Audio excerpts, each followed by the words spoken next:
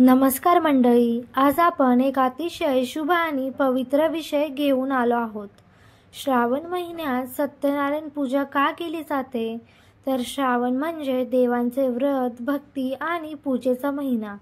संपूर्ण महिनाभर घराघरात विविध धार्मिक विधी होतात, पण त्यातही सत्यनारायण पूजेचं स्थान अत्यंत विशेष मानलं जातं. चला तर मग यामागचं कारण जाणून घेऊया. श्रावण हा महिना भगवान शिवाचा महिना मानला जातो. चातुर्मासातला हा दुसरा महिना असून यामध्ये संपूर्ण वातावरण पावसाळ्यामुळे शुद्ध आणि प्रसन्न होतं आणि शांत देखील असतं. हेच कारण आहे की देवपूजा, व्रत, उपवास, कथा आणि पाठ यामध्ये लोक विशेष श्रद्धेने सहभागी होतात. सत्यनारायण व्रत ही पूजा भगवान विष्णूच्या सत्य स्वरूपाची उपासना आहे. ही पूजा नारद पुराणात उल्लेखलेली आहे. असे मानले जाते की सत्यनारायण व्रत प्रथम सूत महर्षींनी नैमिषारण्यामध्ये 88,000 ऋषींना सांगितलं. या व्रतामध्ये भगवंताच्या सत्य या स्वरूपाची आराधना केली जाते. सत्यनारायण म्हणजे सत्य स्वरूप असलेले नारायण, जो नेहमी भक्तांच्या कल्याणासाठी तत्पर असतो. तुम्हाला माहीत आहे का श्रावणात सत्यनारायण पूजा का करतात? तर श्रावण हा विष्णूचा सत्वगुणाचा काल. श्रावणामध्ये शिव आणि विष्णू दोघेही जागृत स्थितीत असतात. विष्णू भगवानाचे सत्वगुण अधिक प्रभावी असतात, त्यामुळे त्यांच्या पूजेला विशेष महत्त्व आहे. दुसरं म्हणजे पवित्रता आणि सात्विकता. या महिन्यात वातावरण शुद्ध असते, त्यामुळे पूजेला अधिक फळ मिळते.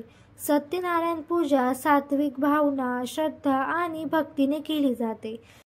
तिसरं म्हणजे श्रवण नक्षत्र आणि सत्य. श्रावण हा श्रवण नक्षत्रावरून आलेला महिना आहे. श्रवण म्हणजे ऐकणे आणि सत्यनारायण पूजेमध्ये कथनाचं महत्त्व खूप आहे. म्हणूनही श्रावणात कथा ऐकणं आणि सांगणं हे पुण्यदायी मानलं जातं. चौथं म्हणजे संकल्पपूर्ती आणि कामनांची सिद्धी. श्रावण महिन्यात उपवास, व्रत आणि सत्यनारायण पूजा केल्याने मनोकामना पूर्ण होतात, अडथळे दूर होतात आणि जीवनात सकारात्मक बदल होतो. सत्यनारायण पूजेचे काही फायदे देखील आहेत, तर चला तर ते बघूया. आपल्या आर्थिक अडचणी दूर होतात, घरात सुख येतं, समाधान आणि सौख्य नांदतं, विवाहातील अडथळे दूर होतात, संतान प्राप्तीसाठी फायदेशीर उपाय आहे हा. व्यापार उद्योगात यश मिळतं. आपल्याला जर ग्रह दोष असेल तर ते देखील दूर होतात. पितृदोष यावर उपचार होतो. आयुष्यात शांती आणि स्थिरता येते. तर ही पूजा कधी करावी?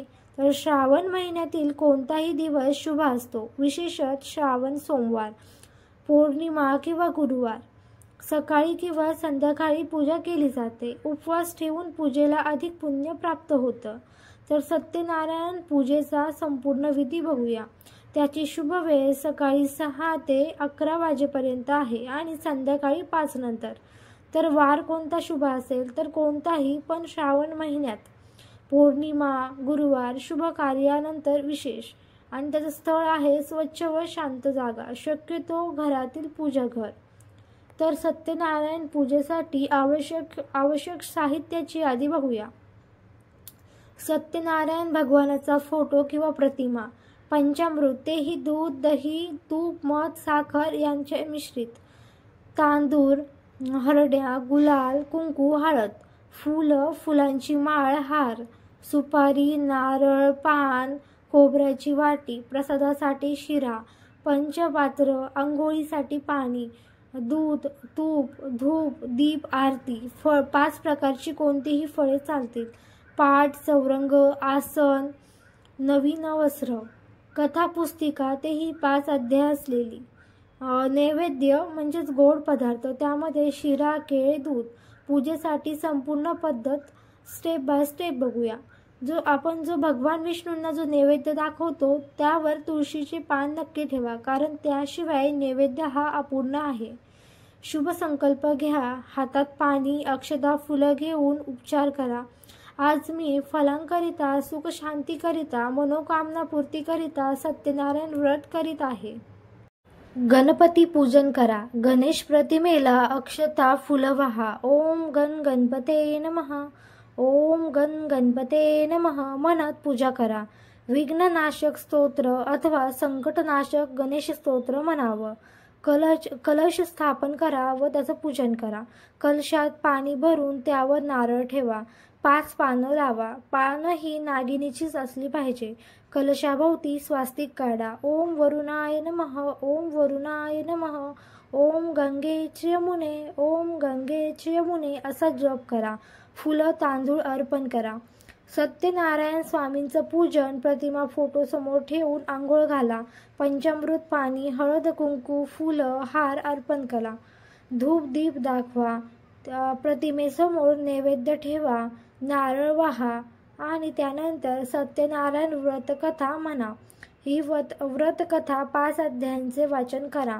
एक अध्याय वाचताना प्रत्येकानंतर श्री सत्यनारायण भगवान की जय म्हणावं. श्रोतांनी देखील भक्तिभावाने ही कथा ऐकावी. मध्यंतराला तुळशीपत्र अर्पण करा. त्यानंतर आपल्याला आरती करायची आहे. जय सत्यनारायण स्वामी, जय सत्यनारायण. शरण आलो भक्त तुझ्या, कर संकटांचा नाश.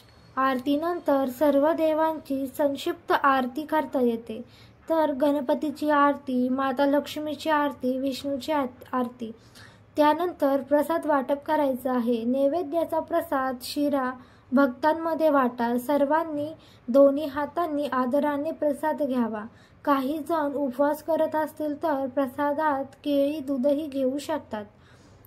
त्यानंतर उदी तीळ तिलक. सर्वांना तिळक लावून त्यांच्या मस्तकावर अक्षता टाका आणि भगवान विष्णूंचे स्मरण करा. सत्यनारायण संपन्न हो असं म्हणा. तर यासाठी काही महत्त्वाच्या टिपा देखील आहेत, तर त्या बघूया. पूजा शांत चित्तेने करा. श्रद्धा व भक्तीने करा. कथा ऐकणं आणि कथा वाचणं हीच पूजेतील मुख्य क्रिया आहे. व्रत पूर्ण झाल्यावर आपल्या सामर्थ्यानुसार गरिबांना अन्नदान, वस्त्रदान करा. एकदा तरी वर्षातून पूजा नक्की करा आणि शक्य असल्यास दान देखील करा. पूजा खूप घरांमध्ये पाहिलं जातं की ज्यांना वर्षभर अडचणी येतात ते श्रावणात सत्यनारायण व्रत केल्यावर त्यांच्या आयुष्यात अचानक सकारात्मक बदल होतात. एकदा श्रद्धा ठेवून ही पूजा केली की त्या भक्तांवर सत्यनारायणाची कृपा कायम राहते. तर तुम्ही देखील ही पूजा करा आणि अनुभव मिळवा. घराघरात का करतात ही पूजा? तर पिढ्यानपिढ्या हा संस्कार पुढे दिला जातो. नवा व्यवसाय, घरप्रवेश, लग्न, संतान प्राप्ती व मनोकामना पूर्ण झाल्यावर ही पूजा केली जाते. श्रावणात पूजा केल्याने तिचं पुण्य 10 पट वाढतं असं शास्त्र सांगतं. सत्य हेच ईश्वर आहे आणि सत्यनारायणाची पूजा म्हणजे ईश्वराशी प्रामाणिक संवाद असतो. श्रावणात ही पूजा केल्यास आपल्या जीवनातील सर्व अडथळे दूर होतात आणि सुख शांती प्राप्त होते. त्यामुळे ही पूजा करणं खूप महत्त्वाचं आहे. तर मित्रांनो, सत्यनारायण पूजेच्या या अद्भुत माहितीबद्दल आपल्याला माहिती कशी वाटली तर ते कमेंट करून नक्की कळवा.